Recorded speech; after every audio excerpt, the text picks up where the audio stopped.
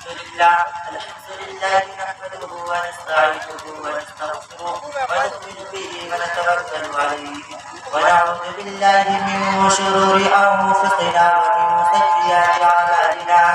من يهده الله فلا مضل له ومن يضلل فلا هادي له ونشهد أن لا إله إلا الله وحده لا شريك له ونشهد أن سيدنا ونبينا وحبيبنا وشفيعنا وإمامنا ومولانا محمدا عبده ورسوله صلى الله عليه وعلى آله وصحبه وبارك وسلم تسليما كثيرا كثيرا. أما بعد فأعوذ بالله من الشيطان الرجيم. بسم الله الرحمن الرحيم. قل إن كنتم تحبون الله فاتبعوني يحببكم الله ويغفر لكم ذنوبكم والله غفور رحيم. وقال النبي صلى الله عليه وسلم لا يؤمن أحدكم حتى أكون أحب إليه من والده وولده والناس أجمعين. صدق الله العلي العظيم. واجب الاحترام اساتذہ کرام اور شمع رسالت کے پروانوں، جب سے عالم آب الوجود میں آیا ہے اسی وقت سے اللہ تبارک و تعالیٰ کا یہ دستور رہا ہے کہ اس نے مختلف زمانے میں متعدد انبیاء اور رسل کو انسانوں کی ہدایت و رہنمائی کے لیے مبعوث فرمایا. ہر زمانے میں مصلحین اقوام پیدا ہوتے رہے اور سبوں نے اپنی قوم کو ہدایت و صداقت اور توحید و رسالت کی تعلیم دی، مگر ان تمام بادیان مذاہب اور ہادیان قوم کی تعلیمات کا جائزہ لیجیے تو ایک مشترک چیز تقریباً ہر مذہب کی بانیوں کی تعلیمات میں آپ کو ضرور ملے گی. وہ یہ ہے کہ رہبران قوم میں سے ہر ایک نے اپنے پیروکاروں کو ہدایت دی کہ لوگوں مجھ سے پیار کرو، مجھ سے محبت کرو. اور اس تعلیم کا راز ہے کہ ہادی و پیغمبر کی بےعزتی اس لیے ہوتی ہے کہ لوگ ان کی باتوں کو مانیں، ان کی تعلیمات کو اپنے دل میں بسا لیں، ان کی دلائی تعلیمات پر عمل کریں. چنانچہ اقوام عالم کی تاریخ اٹھا کر دیکھیے، جس قوم کے اندر اپنے ہادی و پیغمبر سے جتنی صالح عقیدت اور حقیقی محبت تھی، جو عشق میں جتنا پکا تھا وہی عمل میں پختہ نکلا، جو عاشق صادق تھا وہی مومن کامل بنا، جس کو نبی سے پہلا تعلق تھا اسے نے اس کی تعلیمات کو دل و جان سے لگایا اور دنیا کے گوشے گوشے میں پھیلایا. الحاصل یہ کہ ہر نبی نے اپنی قوم کو اپنی ذات سے اس کو محبت کی تعلیم دی. شہدائیان نبوت اسی قانون خدائی اور دستور الہی کے مطابق جب باری آئی، امام الانبیاء، محبوب کبریا، خاتم الرسل، ہادی السبل، شفیع المذنبین، رحمت للعالمین جناب محمد رسول اللہ صلی اللہ علیہ وسلم کی، تو انہوں نے بھی اپنی امت کو یہ تعلیم دی کہ لوگوں جب تک دنیا کی محبوب ترین چیزوں سے زیادہ مجھ سے محبت نہ ہو جائے اس وقت تک تمہارا ایمان مکمل نہیں ہوگا. یہی سچ ہے، یہی حق ہے، اسی پر ہمارا ایمان ہے، یہی ہمارا عقیدہ ہے. جس کے دل میں نبی کی محبت نہ ہو، جس کے دل میں رسول کی عظمت نہ ہو، جو رسول عربی کا عاشق نہ ہو، جو تاجدار مدینہ کا شہدائی نہ ہو، اس کا ایمان مکمل نہیں، وہ مومن کامل نہیں. حب نبی تکمیل ایمان ہے، عشق رسول ایمان کی بہار ہے. جو رسول سے محبت کرے گا وہی خدا کا محبوب ہوگا، جو رسول کی اطاعت کرے گا وہی خدا کا فرما بردار ہوگا، جو شمع رسالت کا پروانہ بنے گا وہی دنیا و آخرت کا ستارہ بنے گا. ماضی میں بھی یہی ہوا ہے، آج بھی یہی ہے اور آئندہ یہی ہوگا. قرآن کی بشارت ہے کہ جو نبی کی اطاعت کرے گا وہی خدا کا محبوب بنے گا. آؤ میں تمہیں بتاتا ہوں کہ نبی کی محبت و اطاعت سے کون کیا بنا ہے. ابو بکر نے رسول سے محبت کی تو صدیق اکبر بن گئے، عمر بن خطاب نے نبی سے محبت کی تو فاروق اعظم بن گئے، عثمان بن عفان نے نبی سے محبت کی تو غنی بن گئے، علی بن ابی طالب نے نبی سے محبت کی تو حیدر کرار بن گئے، خدیجہ نبی پر شہیدہ ہوئی تو طاہرہ بن گئی، عائشہ نبی پر فدا ہوئی تو صدیقہ بن گئی، سعد سعید اور عبد الرحمن بن عوف نے نبی کی اطاعت کی تو جنت کی بشارت ملی. عرب کے بدوے نے نبی اکرم صلی اللہ علیہ وسلم پر اپنی جان و مال کو نچھاور کیا تو صحابہ کا خطاب ملا اور انہیں عشق نبی کے صدقے میں رضی اللہ عنہم ورضوا عنہم کا تمغہ ملا. کہ محمد سے وفا تو نے تو ہم تیرے ہیں، کہ محمد سے وفا تو نے تو ہم تیرے ہیں، یہ جہاں چیز کیا لہو قلم تیرے ہیں. عاشقان نبوت آپ دلی دل میں یہ کہہ رہے ہوں گے یہ تو دور نبوت کی بات ہے، یہ تو نور محمدی کا کرشمہ تھا، ایک تو آفتاب رسالت کی شوفیشانی تھی کہ جس پر اس کی کرن پڑی اس کی دنیا بدل گئی، دل کے نیاخانوں میں اچالا پھیل گیا اور ہر ذرہ خورشید بن گیا۔ اب تو ہم میں نبی کی ذات اقدس موجود نہیں، ہاں نبی کی ذات موجود نہیں، مگر نبی کا فرمان باقی ہے، نبی کا کلام باقی ہے، نبی کا لایا ہوا قرآن باقی ہے، نبی کی لائی ہوئی شریعت باقی ہے، رسول کی سنت باقی ہے۔ نبی کے فرمان کو بجا لاؤ، نبی کے کلام سے محبت کرو، نبی کے لائے ہوئے قرآن پر عمل کرو، نبی کی لائی ہوئی شریعت کی حفاظت کرو، رسول کی سنت کی اشاعت کرو۔ یہی حقیقی محبت ہے، یہی سچی عقیدت ہے، یہی اصلی اطاعت ہے۔ نبی سے عشق کی یہی علامت ہے، اس کی لائی ہوئی شریعت کو پھیلاؤ، اسلام کی حفاظت کرو، یہی عشق رسول ہے، یہی حب رسول ہے۔ صحابہ کرام نے بھی یہی کیا، خلفائے راشدین کا بھی یہی طریقہ تھا، سچے عاشقین رسول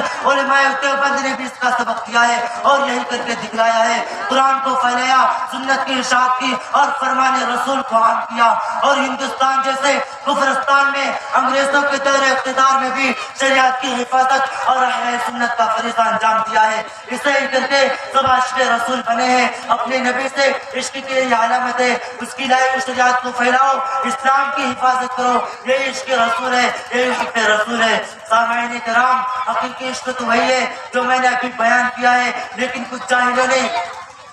سامعین کرام حقیقی عشق تو وہی ہے جو میں نے ابھی بیان کیا ہے، لیکن کچھ جاہلوں نے فسق کو عشق سمجھ لیا ہے، بدعت دین کو حب نبی کا نام دے دیا ہے، خرافات کو رواج دے کر اسلام کو بدنام کر دیا ہے، سنت کو بھلا کر بدعت کو اپنا لیا ہے، عشق نبی کا لباس اوڑھ کر جاہلان اور ان پڑھ لوگوں کو گمراہ کر دیا ہے۔ حقیقت تو یہ ہے انہیں معلوم ہی نہیں عشق نبی کیا ہے اور حب نبی کسے کہتے ہیں، اور غضب تو یہ ہے کہ جب سچے عاشقین رسول علماء دیوبند تمہیں خرافات اور رسوم و رواج سے منع کرتے ہیں تو تم انہیں گستاخ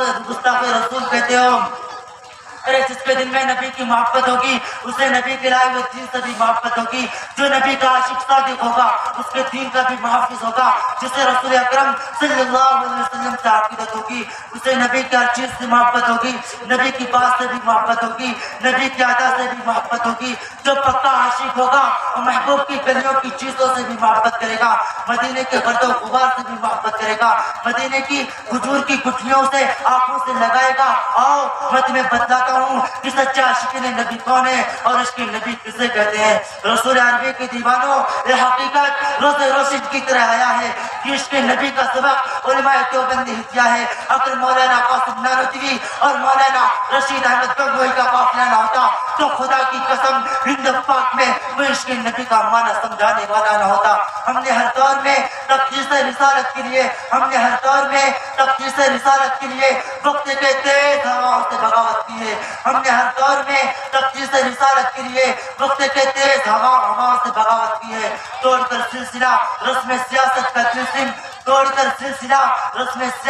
تلسم ایک فقط نام محمد سے محبت کی ہے۔ سامعین کرام، حجت الاسلام بانی دارالعلوم دیوبند مولانا قاسم نانوتوی کا دل عشق نبی سے اس قدر لبریز تھا کہ ان کی ذات حب رسول کا کوئی ہمالہ تھی کہ جب تیارے حبیب کی طرف رخ کیا تو مدینہ منورہ سے 60 میل دور ہی اپنی جوتیاں اتار لی۔ کسی نے کہا کہ حضرت ایسا بنا افواد ہے، پتھریلی زمین ہے، پاؤں میں زخم ہو جائیں گے، جوتے پہن لیجئے۔ تو نبی کا عاشق صادق کہتا ہے ارے جوتے تو اس لیے اتار لیا ہوں کہ شاید 1400 سال پہلے کملی والی کا گزر اس راہ سے ہوا ہو، نبوت والے قدم مبارک اس جگہ پڑے ہو، مجھے گوارا نہیں جہاں میرے محبوب کی جوتیاں پڑی ہوں اس جگہ پر نانوتوی کا گستاخ جوتا پڑ جائے۔ اے عشق نبی کی حجاز کے پتھروں سے ٹھوکریں کھا رہے ہیں مگر نبی کے خاکبہ سے بھی گزرنا گوارا نہیں ہے۔ یہی وہ قاسم نانوتوی ہے جو عشق نبی میں مخمور ہو کر کہتا ہے